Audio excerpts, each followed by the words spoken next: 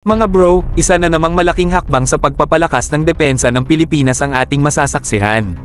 Sa isang kamakailang interview, kinumpirma ni dating Japanese Defense Minister Onodera Itsunori na ang Department of Defense ng Pilipinas ay humiling ng transfer o pagbili ng mga Japanese-made air defense missile systems. Ang layuning nito, palakasin ang ating air defense capabilities, mga bro, kasabay ng mga naaprubahan ng Coastal Surveillance Radars, Air Defense Radars, at Coast Guard Patrol Vessels.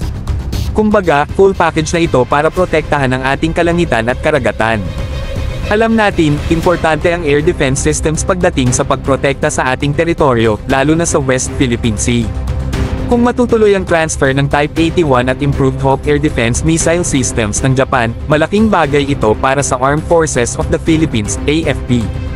Imagine mga bro, di na lang tayo nakatutok sa naval at ground defense, pati sa himpapawid may laban na rin tayo. Dagdag pa rito, napakalaking tulong ng Japan sa ating military modernization efforts. Kung masecure natin ang mga missile systems na ito, magiging major boost ito sa ating overall capability.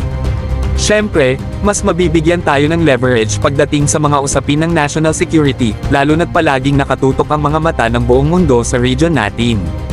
Hindi lang tayo basta umaasa sa mga lumang sistema mga bro.